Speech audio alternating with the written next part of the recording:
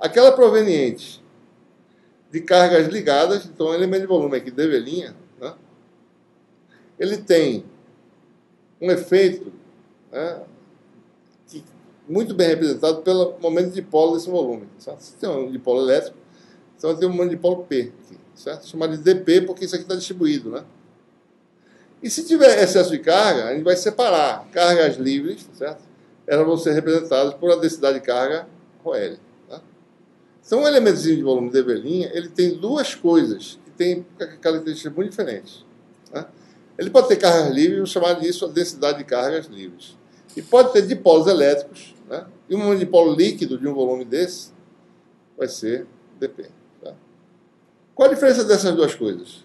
Bom, a carga livre eu posso tirar ela daqui e botar para cá, certo? Ela pode se mover no material. Né?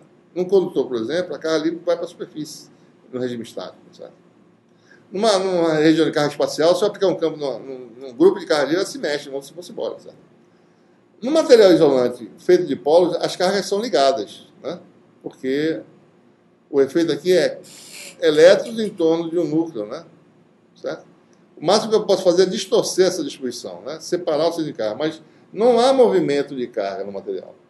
Então essas cargas não são livres, são ligadas. Então é importante saber essa diferença, certo? Então a gente vai ter dois elementos, cargas livres e cargas ligadas. As ligadas vão representar uma contribuição dipolar, né? Momento dipolo.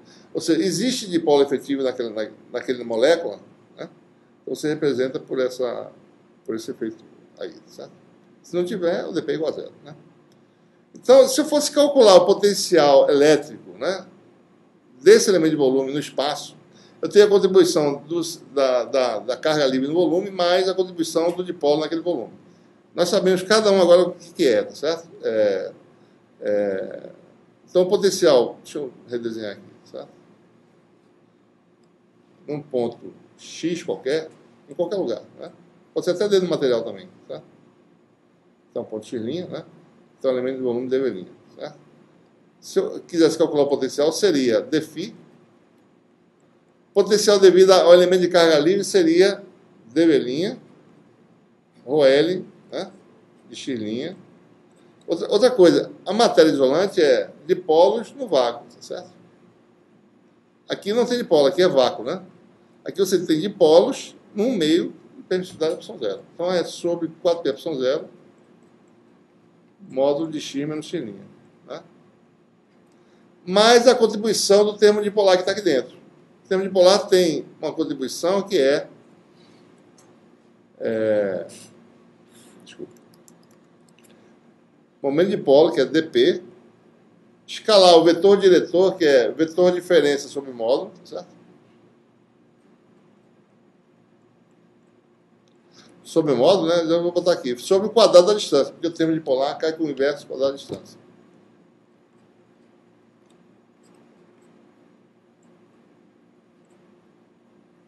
Vou dar o cubo aqui, certo? Né? Sobre o quadrado, sobre o módulo que veio do vetor diretor, né? Ora, e o potencial, se eu quiser calcular, eu tenho aqui um volume total V, né? O potencial no ponto X seria a contribuição desses dois termos. O termo monopolo, certo? Sempre estou botando na ρL aqui, né?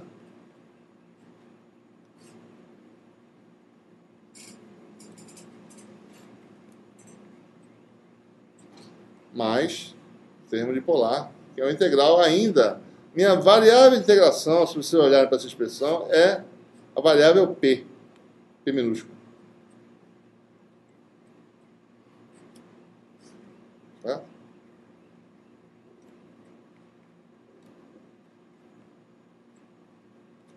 Certo? Vamos parametrizar isso em termos da mesma variável de integração que tem a primeira integral. Né? Para isso eu preciso definir uma função densidade. Certo? Né? Eu quero conectar isso com dV, né? Então eu crio uma função densidade tal que dP é essa função densidade, né? Chamada de P maiúsculo, certo? Que depende da posição, né, do elemento de volume, vezes dV. Né? Então eu tiro dP e boto no lugar algo parametrizado em termos do elemento de volume. Isso aqui a gente chama do vetor polarização. Tá? Isso aqui é uma definição, né? Eu defini esse vetor. Tá?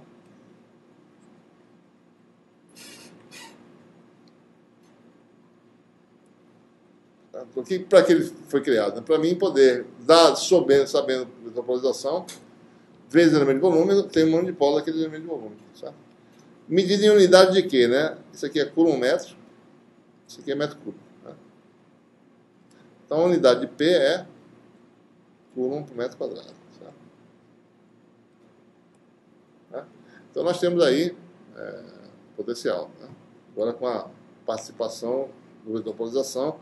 Eu tenho agora duas integrais de volume, né? Uma aqui é a contribuição de cargas livres. Né?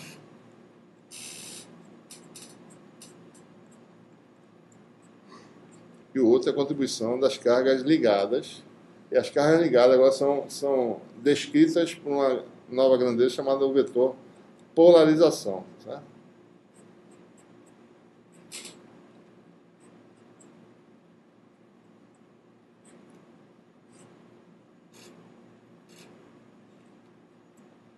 E aqui tem um cubo, né? Terceira potência. Certo?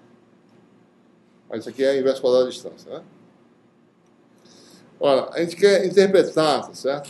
As equações de Maxwell. Como é que fica a equação de Maxwell? Nós tínhamos duas equações. Divergente de ε0E igual a carga livre, né?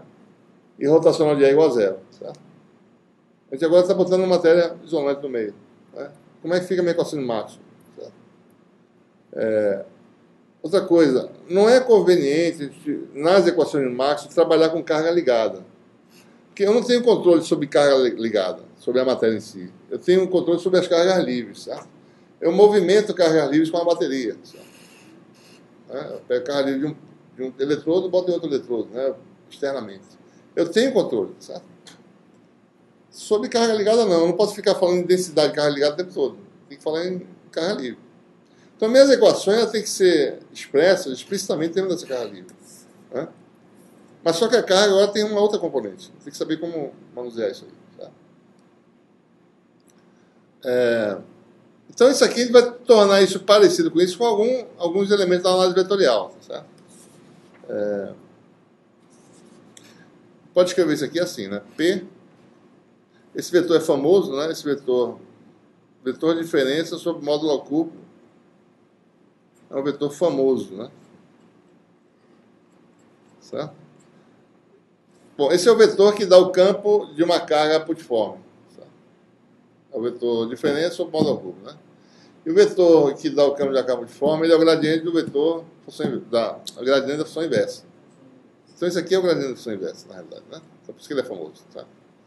Então, esse aqui pode ser escrito assim, P escalar menos nabla disso em relação a essa variável ou mais nablalinha. Então, deixa eu botar aqui nablalinha, vou explicar já já.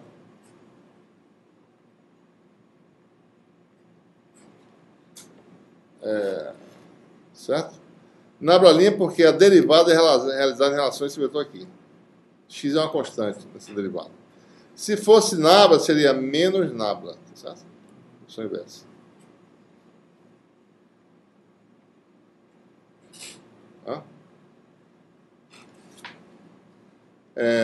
Então observe, né? Você tem aí, já está aparecendo a função inversa aqui, tá certo? Só que ela está dentro de uma derivada, ela tem que, de alguma forma, sair para ficar parecido com isso aqui, né?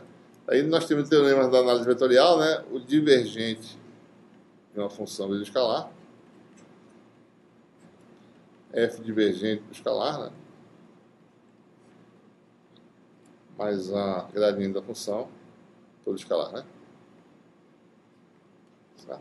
Use aí P, esse vetor A, e a função F, a função inversa, tá? Então,